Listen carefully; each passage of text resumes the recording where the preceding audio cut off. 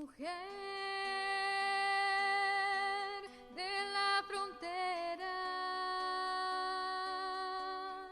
maestra del saber, contemplando el futuro,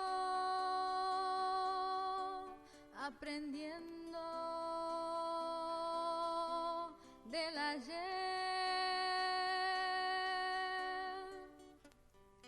Your roots are in South Texas, so close to the Rio Grande.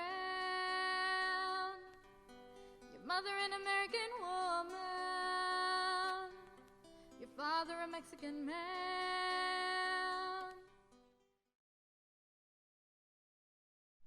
Dr. Juliet V. Garcia, president of the University of Texas at Brownsville and Texas Southmost College, is the first Hispanic woman in the United States to head a college or university.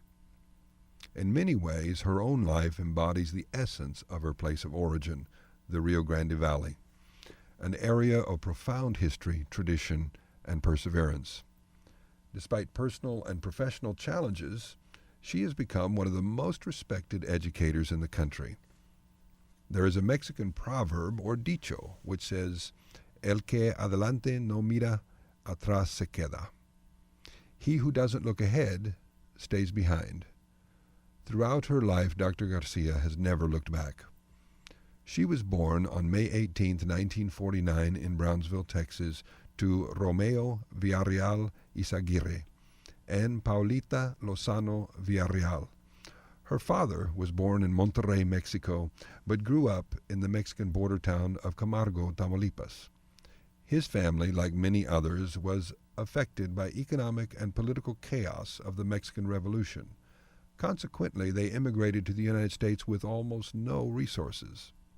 We were taught to be very proud of his family and of where we had been before they crossed.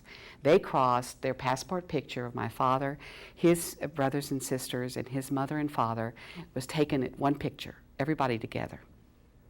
And it was during the revolution in Mexico when people were fleeing a war, and all they wanted to do was get to be safe. And they left everything that they had, including their educations, including their family history, and came where they had lived in Camargo after that, and then came over to the United States. Of course, they came over with no English and no support, and those stories are wonderful. My mother was born in Harlingen, Texas, and they met halfway. He lived in Brownsville, so they met in San Benito. And they met in San Benito because that's where the dances were for the Latinos or Mexicanos at the time. The girls from Harlingen that were Mexicanas were not invited to all of the parties, and the guys in Brownsville who were Mexicanos and didn't have a lot of money were not invited to all of them. But somehow in San Benito there was a dance hall where they all kind of went. And that's where they met. Dr. Garcia's father was a very intelligent student and made A's in geometry. He always bragged that he was very good in mathematics, language, and writing. One of his high school classmates was Americo Paredes, late folklorist and professor from the University of Texas at Austin. When I first met Don Americo, he said, "¿De quién eres?"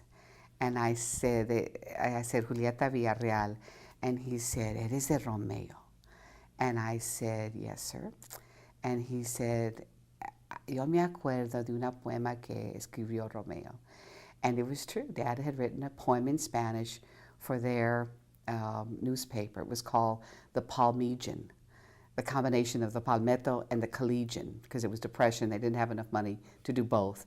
So they called it the Palmegian. And Dad had written a poem, and Don Americo remembered it. And he was a romantic, and so was Mother. Or we would not have been named Romeo and Julieta, obviously. But neither got to go to college because of the time when they graduated. The Depression had hit. My father was the one in charge of his family. And he remembers his friends going away, and he would tell me, I made better grades than so-and-so, and so-and-so was now a pharmacist, or so-and-so was now a doctor, or whatever. And he, again, neither one bitter, but very secure in simply understanding that circumstance had not devalued them, and that they wanted to make sure circumstance gave us opportunities, not the opposite. Dr. Garcia's mother grew up in an environment of segregated neighborhoods, segregated churches, segregated schools in Harlingen, Texas. Anglos and Mexicans literally lived on different sides of the railroad track. Thus, she was expected to attend the Mexican school. Mother grew up in an environment where they had the Mexican school and the Anglo school, and they were literally on different sides of the track, and her home was on the Mexican side of the track, and everybody else lived on the other side of the track. My grandfather, who was a very peaceful man, had a shotgun, but he had a shotgun because he was a vendor, you know, where they put him in the wagin, and you go out and sell your things in the ranchitos. But when they wouldn't let his kids in the Anglo school, and he was determined that they would go to the Anglo school because they had better teachers, they had better equipment, they had, you know the story, he went with his shotgun. I know, you see where it all starts. He went with his shotgun. I know. I carry a machete. Actually, that Larry Loft gave me a rancho del cielo. But anyway, he went with his shotgun and his babies, and they were allowed into the school. In Harlingen, the public pools were not open to the Mexicanos except for one day a year. The next day they cleaned out the pool. That was the environment my mother grew up in. And she was never bitter about it. It was very interesting because you would think that she might have grown up angry and ready to, you know, sock some people. She was not bitter at all.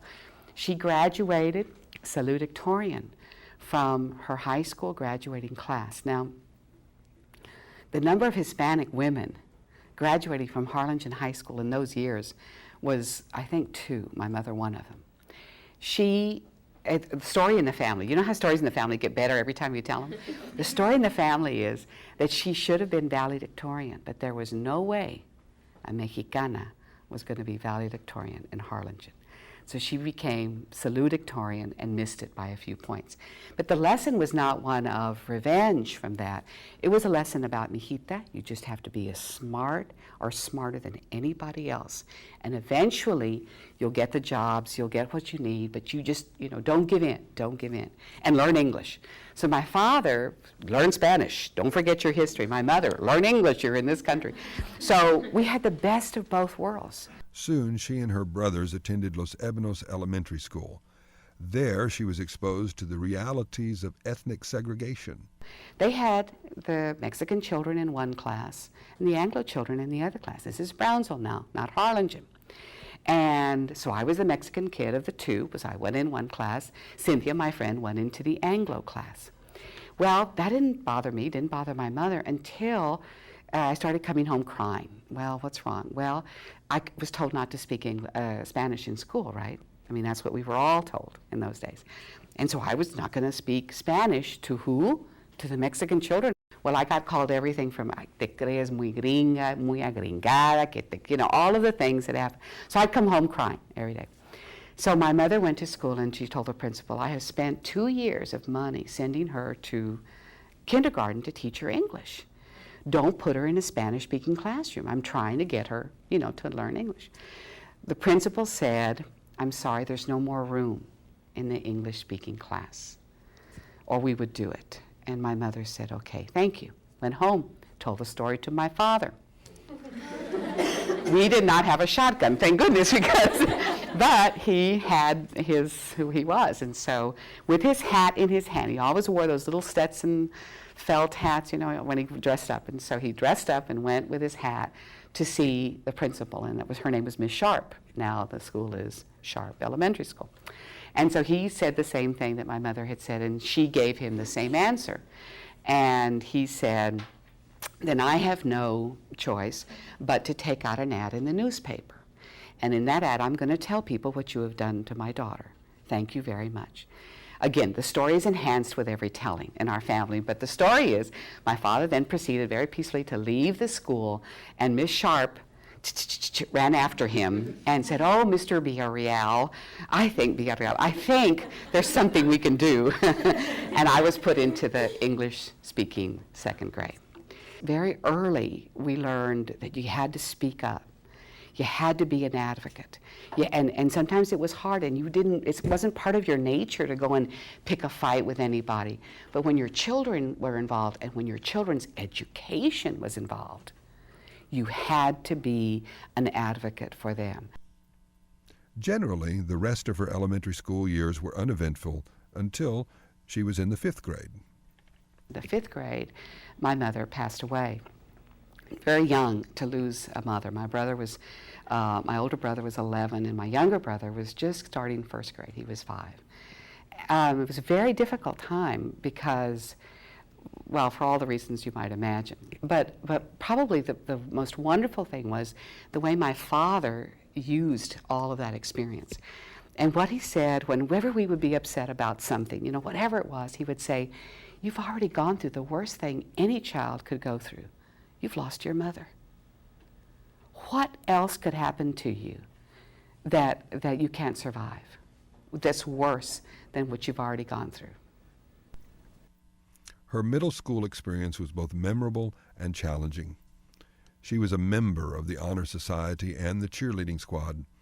Her principal, Mr. Simon Rivera, was strict but respected every student. I was in a class that was too smart for its britches, and so he punished us all, and he kicked me out of the Honor Society, and knowing that would just kill me, and it did. But we all survived it. But he loved us. He loved every student of his, and I credit.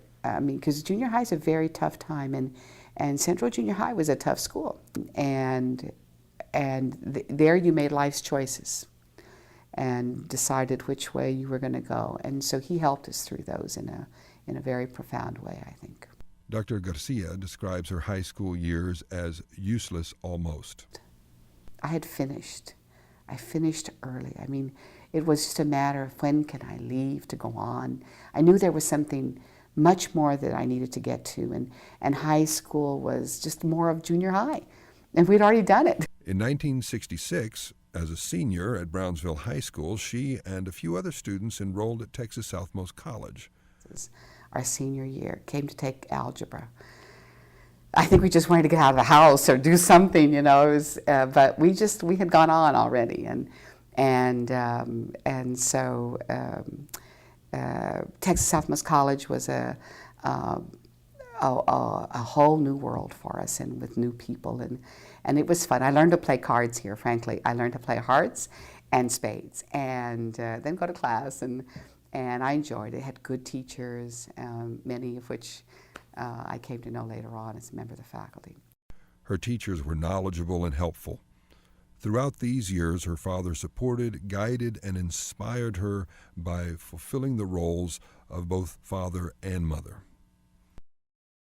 Her sophomore year was spent at Southwest Texas State University, Texas State University today. During her junior year, at just 18 years of age, she was engaged to Oscar Garcia, one of her older brother's friends. They had met 5 years before, but had not dated. I married my sweetheart. He and I got to know each other because he was my older brother's friend, and as many of us, we get to know important people through our brothers and sisters. So he was kind of hanging around, my brother, and I think we got desperate for a date one time, and so I was there, and he invited me out. He invited me to the Majestic Theater for our first date, and I was so thrilled. And so we went, and I was thinking I was doing a good thing. I gave him my student ID card because that would get him a discount. And he looked at my age because he had no idea how old I was. He simply returned the card to me, did not take me to the movie, and took me home. And I didn't see him for 5 years. So 5 years later, he came back, and we started dating. But we married very young. I was 19, and I was engaged at 18, married at 19. But I was already a junior at the university when I got married at 19. I was at Southwest Texas State. I had started out at Texas Southmost College and stayed here for a year and then transferred to Southwest. Oscar and I moved to Houston and lived there because that's where the jobs were in those days. Houston was growing and booming, and I needed to go to school and he needed to work, and so I went to the University of Houston. We've been married for 36 years. We have 2 children, Oscar and Paulita. Both were born within the first 2 years and 3 years of our marriage. My husband had promised my father that if we married before I finished college, that he would make sure I finished. That was my father's only request to him. Dr. Garcia received her Bachelor of Arts degree in January 1970 and Master of Arts degree in May of 1972. There, college was quite a different experience. U of H was a tough environment, too, and was not friendly to Mexicanas and Mexicanos in those days. Dr. Garcia's first teaching assignment was at the University of Houston as a teaching assistant. My first teaching was at U of H. I was a TA. I was a teaching assistant working on my master's, and I was teaching speech. And I had a lot of students who didn't want a Garcia teaching them how to speak. And I knew it. And it was okay, because once they met me and once we started to chat, they were okay with it. But it was obvious when they first walked in. I learned a lot from my students at U of H. I learned that we talk pretty good in the Valley, actually. And I had to teach them the varieties of English that some of them did not know. So being from Houston did not necessarily mean, in my little world of speech and rhetoric and public address, that you were advantaged, because obviously I didn't think they were. But I learned a lot from them, and they probably learned a little bit from me, but not much in those years. I knew I had to teach in college. I knew I could not survive anywhere else. I had gone to become a substitute while I was pregnant and between degrees, and me hicieron garras. I mean, the kids locked me in a junior high. They locked me in the classroom one day, and I mean, I was yelling for the principal and telling my husband, I've got to go on to school. I cannot do high school or junior high. I won't survive it. Dr. Garcia readily acknowledges the support of her husband. After she received her BA in Speech and English at age 20, he told her, "You know, this is kind of easy for you. You should go on." She remarked that it wasn't easy, but it made sense that she continue because they were already there. Her daughter, Paulita, was born when she was in graduate school. After completing her master's degree, she was hired at Pan American University in Edinburgh, Texas, as a speech professor. I became the first Mexicana in the speech department at Pan Am. And in those days, we had to give speech tests. Pan Am had a requirement that if you did not meet this speech test criteria, you could not graduate from Pan American University. And if you hadn't passed it by the time you were a senior, you had to take it until you passed it. In essence, it was a voice and articulation class. It was speak like Walter Cronkite. And if you don't speak like Walter Cronkite, you're not going to graduate. Well, of course, it was aimed at the Mexicano. I mean, obviously. Well, but it was a test, and it used the International Phonetic Alphabet, the IPA. And I knew that backwards and forwards. So we had to give students the test. And the poor students, I mean, you can imagine, and I was a good test giver, right? And I would flunk them or pass them, and they would be in my class. Well, it worked until I flunked a young Anglo boy from probably Houston or somewhere, because he talked like this, and he flunked my little test. Well, my test was the IPA, which is, and Everything broke loose at Pan Am. And how could she have done this? And they had a department meeting, and I was called to explain, and I said, this is the test. This is his accent. You asked me to compare his accent to this test. He failed. Well, the boy sat in my class and took my class the whole semester. But I knew that was probably not where I needed to land. It was not what I wanted to do, was give people speech tests. That's not what I had studied so hard for. My degree had been in rhetoric and public address, not in, And so Nuco Oliveira was president at Brownsville, and Nuco called me up one day. The same day Pan Am offered me the job for the next year. Nuco called me up and said, oh, I hear you need a job. No, I hear you're teaching at Pan Am. And I said, yes, sir. And he says, why aren't you teaching here? And I said, because you haven't offered me a job. He said, okay, I am now. So luckily, I began to teach here, and that was wonderful. And I enjoyed teaching. And I enjoyed teaching the bad ones, the good ones, the smart ones, the not so smart ones, the Porter kids, the Hannah, the St. Joe. I especially enjoyed the Vietnam vets. Those were the days when we were getting lots of veterans. And they are the ones who taught me how to be a good teacher. They taught me that they understood life better than I did. And they had lived it, they had been hurt by it, they had grown from it. And very often they would give our class a substance that I could never have given it. And we all recognized it. And I was very lucky to have those young men in those days, my first few years. Dr. Garcia then made a pivotal decision. In 1974, she enrolled in a PhD program at the University of Texas at Austin, majoring in communications and linguistics. UT Austin, for me, was a tremendous experience. I had my babies, they were 2 and 3. It was very tough in that way.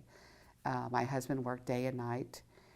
We were in married student housing, but I could study in libraries that were rich, and there were 22 libraries. And my goal was to go to every one of the libraries while I was at Austin's. What could be so terrible about this wonderful place? It had 22 libraries. And I remember sitting in the library under the tower, looking up at the ceilings, because they were painted just beautifully, thinking, why didn't we have these in Brownsville? What's so different about the people in Austin that they deserve this and we didn't? But I came there to understand how powerful a university experience could be to a student, and what difference it could make in your life and in your family's life. In August 1976, she received her PhD in Communications and Linguistics, gratefully acknowledging her family's support in achieving this milestone. Upon graduation, she returned as an adjunct professor at Pan American University at Brownsville and speech instructor at Texas Southmost College. Dr. Garcia remembers that what she enjoyed most about the teaching was the challenge. I taught rhetoric. I taught persuasion. I didn't know if I could do it. To teach something is one thing, but to do it is quite another. And reason I left the classroom was because I wanted to be able to see if I could use all those skills to really affect change. In 1981, she became Dean of Arts and Sciences for Texas Southmost College and served in that capacity for 5 years. Dr. Garcia then applied for the presidency of Texas Southmost College. And I felt that I needed to try my hand at something else. And I knew I wasn't going to get it. Now, it's a strange thing to apply for a job knowing you're not going to get it. So I was the woman in that last round of applicants. And I knew why I was in that last round. They needed a woman, and I was the one applicant. But I went through the interview process, and it was humiliating. I think that taught me a lot about how to treat people. When you're interviewing them, when you're terminating them, when you're promoting them, and the lack of dignity that people often have in interactions. I had felt that day. And I think I learned never to do that intentionally to anyone. course, I was asked to apply years later and got it then. The first lesson I learned then was that I was not named Queen of England or Queen of Mexico or Queen of TSE. I was simply given a bigger job and not much to do it with, and that I couldn't do it alone. It was a lesson in seeking help when you need it, and giving credit to people who help you, and in solving a problem judiciously for fulfilling your responsibility. And then there have been, 100 lessons along the way.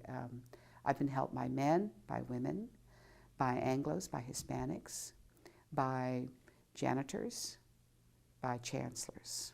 But I continue to learn patience.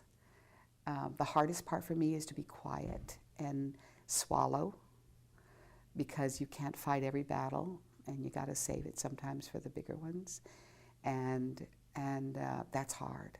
And to come home from a meeting where you felt like you should have kicked somebody in the stomach with your words, but and to know you had to bite your time because there was a bigger fish, and it wasn't about you, it's about who you represent.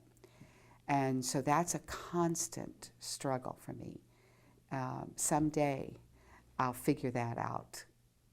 Dr. Garcia's achievements and awards are extensive. As president of Texas Southmost College, she spearheaded a successful community endowment campaign which raised $1 million in private donations from citizens in an impoverished area, matched by $2 million in federal funds. In 1992, she led the development of a unique partnership between the University of Texas at Brownsville, then an upper-level university, with Texas Southmost College, a community college.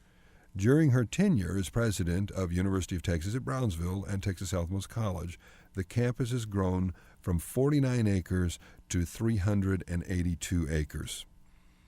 Additionally, endowment scholarships have increased dramatically. Baccalaureate degrees offered have more than doubled. Master's degrees offered have tripled. And a new doctoral degree in education is now available. Throughout her career, she has been recognized for exemplary leadership. Maintaining a lead in an environment requires constant learning. So it doesn't require that you have learned everything ahead of time. It requires that you be willing to discipline yourself to continue to learn in a new environment, one that you can't predict. And so I think a person in that position has got to be constantly investigating, discovering, borrowing good ideas from others, borrowing people to help them think through ideas. Among her contemporary challenges are decreasing budgets, increasing cost, and student achievement and retention. In 2008, she challenged the Department of Homeland Security's decision to build a border wall dividing the University of Texas at Brownsville campus and won a court ruling preventing that. Dr. Garcia continues to look forward. Our success in life is sometimes measured by how much we improve the community around us.